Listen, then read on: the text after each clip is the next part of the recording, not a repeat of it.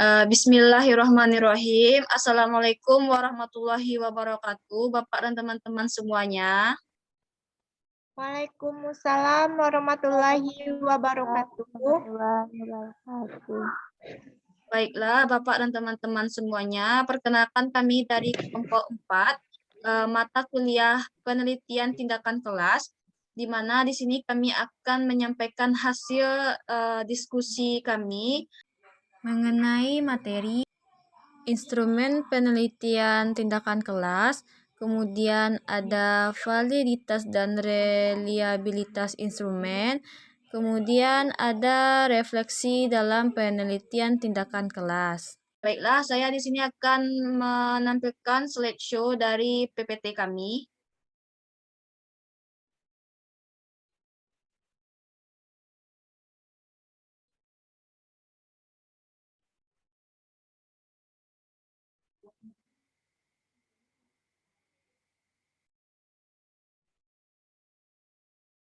Dan nampak, G?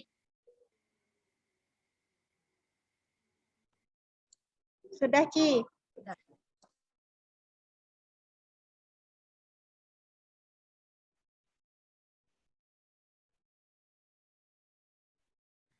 Baiklah, sebelumnya Bapak dan teman-teman semuanya, perkenalkan kami dari kelompok 4, beranggotakan 3 orang, yaitu Gianada Ulfa Arich Amri dan Marta Lila Ayu, kemudian Suci Fajrani, saya sendiri sebagai moderator dan pemateri, Gianada juga sebagai pemateri, dan Marta Lila Ayu sebagai pemateri.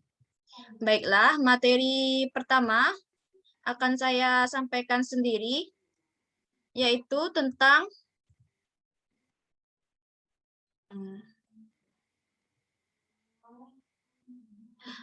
bahan kajian bab 3 lanjutan, yaitu tentang instrumen penelitian tindakan kelas. Di mana pada instrumen penelitian tindakan kelas ini kita mengemukakan alat yang digunakan untuk mengumpulkan data, misalnya lembaran observasi, angket, tes hasil belajar, dan catatan lapangan. Kemudian di samping itu,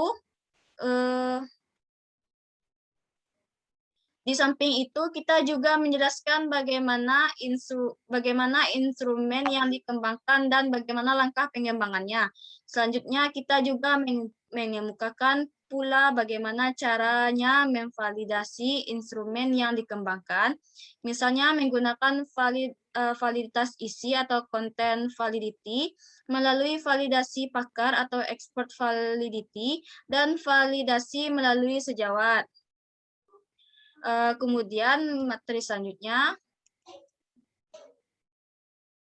contoh instrumen yang digunakan dalam penelitian ini terdiri dari 1. Tes hasil belajar dalam ranah kognitif, efektif, tunggu sebentar, dan psikomotor. Tes untuk hasil belajar kognitif yaitu berbentuk tes objektif dan esai yang jumlahnya disesuaikan dengan materi dan waktu yang tersedia. Validasinya dilakukan melalui penelitian pakar atau expert validity dan teman sejawat untuk mengetahui validitas isi, konten validity, serta melalui subjek uji, yaitu siswa, dalam kelompok kecil untuk melihat keterbacaan, kecukupan waktu, dan kemampuan dalam menyelesaikan soal. Sedangkan untuk tes hasil belajar dalam ranah efektif dan psikomotor, yaitu peneliti mengadopsi instrumen yang sudah dikembangkan oleh Depdiknas.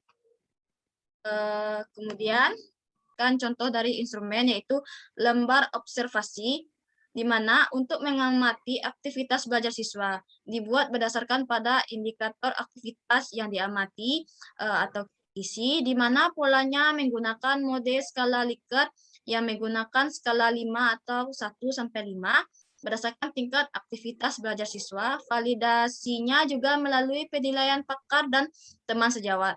Kemudian ada yang ketiga, kuesioner. Untuk mengungkapkan respon siswa terhadap pembelajaran tentunya juga dibuat berdasarkan kisi-kisi yang sudah ditetapkan. Pola yang digunakan juga mode skala Likert yang menggunakan skala 5, 1-5 berdasarkan tingkat aktivitas belajar siswa.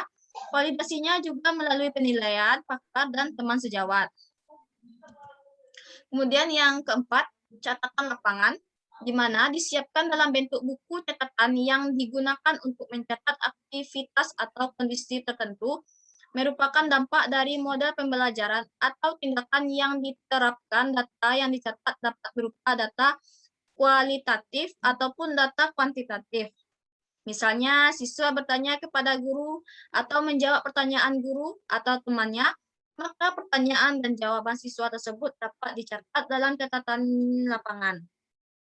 Di samping itu, peneliti mengadakan wawancara dengan siswa tentang pendapat dalam pembelajaran yang diterapkan, tapi tidak menyiapkan format wawancara, maka hasil wawancara bisa dibilang bisa dapat langsung diketahui dan tidak. Kemudian selanjutnya sampai di sini materi saya kembalikan ke Gea. Baiklah, saya akan menyampaikan materi tentang validitas dan reliabilitas instrumen. Nah, uji validitas dilakukan untuk mengetahui valid atau tidaknya suatu instrumen, di mana suatu data yang dihasilkan dari sebuah instrumen yang valid, maka dapat dikatakan bahwa instrumen tersebut valid karena dapat memberikan gambaran tentang data secara benar sesuai dengan kenyataan atau keadaan yang sesungguhnya. Dengan kata lain, jika data yang dihasilkan oleh instrumen benar dan valid sesuai dengan kenyataan, maka instrumen yang digunakan tersebut juga valid. Nah, macam-macam validitas. Pertama ada validitas demokratik, di mana salah satu syarat untuk timbulnya validitas demokratik adalah keterbukaan dari guru sebagai pelaksana PTK, di mana guru perlu menerima berbagai masukan dan saran yang diberikan oleh setiap orang yang terlibat. Selanjutnya, yang kedua ada validitas hasil, di mana validitas hasil berkenaan dengan kepuasan semua pihak tentang hasil penelitian, di mana PTK adalah penelitian yang membentuk suatu siklus. Oleh karena itu, validitas hasil juga ditandai dengan munculnya masalah baru setelah terselesaikan suatu masalah yang menjadi fokus penelitian. Selanjutnya ada validitas proses, di mana validitas proses berhubungan dengan proses tindakan yang dilakukan oleh guru. Sebelum melakukan tindakan, guru perlu mengkaji konsep-konsep baik secara teoritis maupun secara praktis yang berkaitan dengan alternatif tindakan, di mana validitas proses juga berhubungan dengan kemampuan guru dalam proses pengumpulan dan analisis data.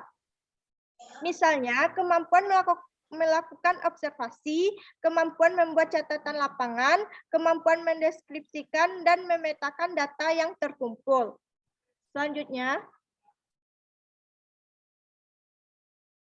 selanjutnya ada validitas katalik, di mana validitas ini berkaitan dengan cara dan peran baru sesuai dengan tindakan yang dilakukan untuk memecahkan masalah.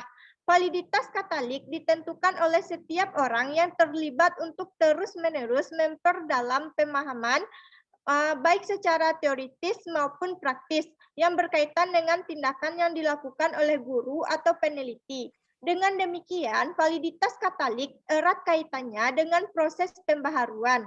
Selanjutnya ada validitas dialogis, di mana validitas ini berkaitan dengan upaya meminimalisir unsur subjektivitas baik dalam proses maupun hasil penelitian, di mana validitas dialogis ditentukan oleh kemampuan guru sebagai peneliti untuk melakukan dialog secara kritis, khususnya dengan teman sejawat, untuk memberikan kritikan terhadap yang telah dilakukannya.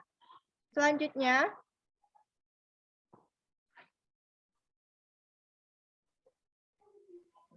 selanjutnya ada reliabilitas. Reliabilitas adalah alat ukur suatu kuesioner yang merupakan indikator dari variabel atau konstruk. Suatu kuesioner dikatakan reliable jika jawaban seseorang terhadap pertanyaannya adalah konsisten atau stabil dari waktu ke waktu, berarti dia tidak berubah.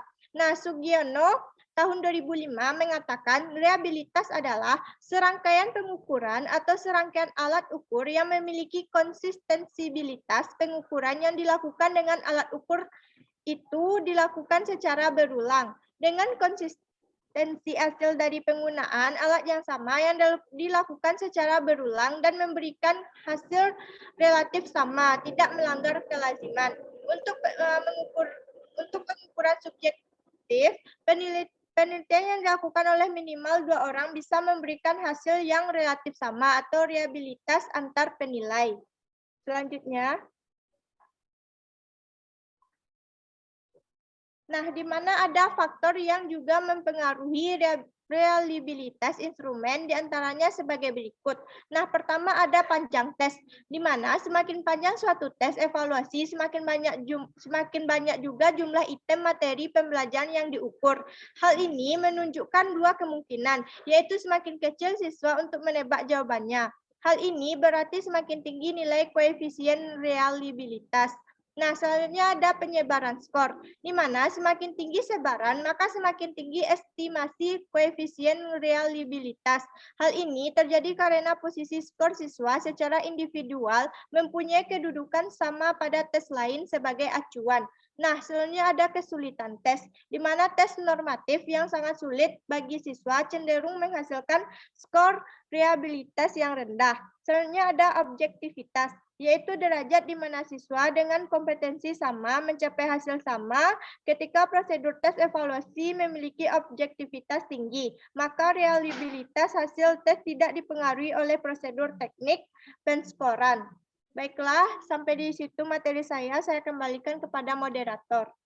Baiklah, terima kasih kepada Gea yang telah menyampaikan materinya. Selanjutnya, materi yang akan disampaikan oleh Marta Lila Ayu. Kepada Marta, dipersilahkan. Baiklah, saya akan melanjutkan penyampaian materi dari teman saya tadi.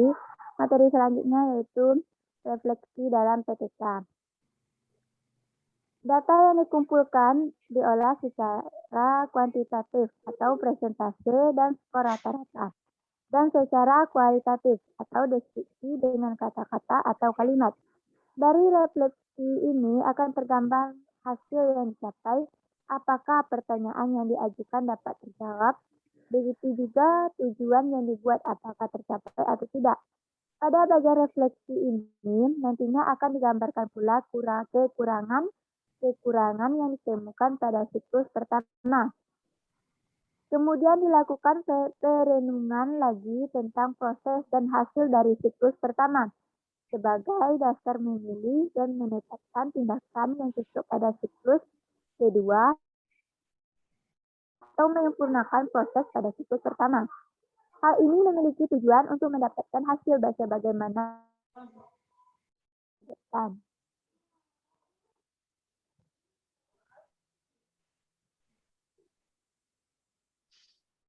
Lanjut, please.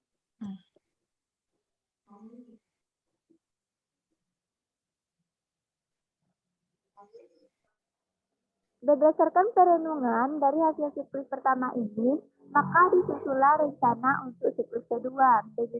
Begitu seterusnya untuk siklus ketiga.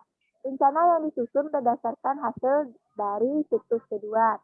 Tindakan pada siklus kedua dan siklus berikutnya harus jelas rasional atau alasannya. Perlu ditegaskan bahwa untuk proposal, siklus pertama harus dibuat dengan jelas dan rinci prosedur kerja penelitiannya, di mana sesungguhnya untuk proposal, prosedur kerja untuk siklus kedua dan ketiga belum diperlukan karena perencanaan dan tindakan yang akan disusun nanti akan ditentukan oleh hasil siklus sebelumnya.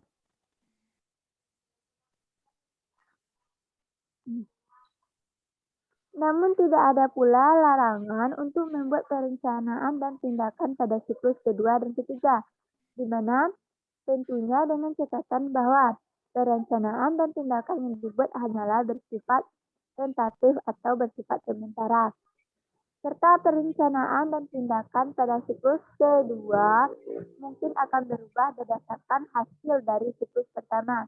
Begitu juga perencanaan dan tindakan siklus ketiga juga akan berubah berdasarkan hasil siklus ketiga.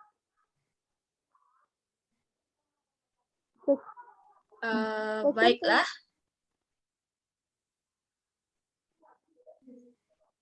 Baiklah, terima kasih atas penyampaian materinya oleh Marta. Dengan berakhirnya penyampaian materi Marta Lila Ayu, berakhir pula juga penyampaian materi dari kelompok 4, di mana saya sebagai perwakilan kelompok 4 mohon maaf jika ada terlebih terkurangnya dari penyampaian kami, dan mohon maaf jika ada kesalahan kata dalam penyampaian presentasi kami, dan saya mohon maaf jika ada suatu penyampaian yang kurang jelas dari kami. Kemudian saya ucapkan terima kasih banyak kepada Bapak dan teman-teman semuanya telah ikut berpartisipasi dalam presentasi kelompok kami. Saya ucapkan Assalamualaikum warahmatullahi wabarakatuh. Waalaikumsalam warahmatullahi wabarakatuh. Waalaikumsalam warahmatullahi wabarakatuh.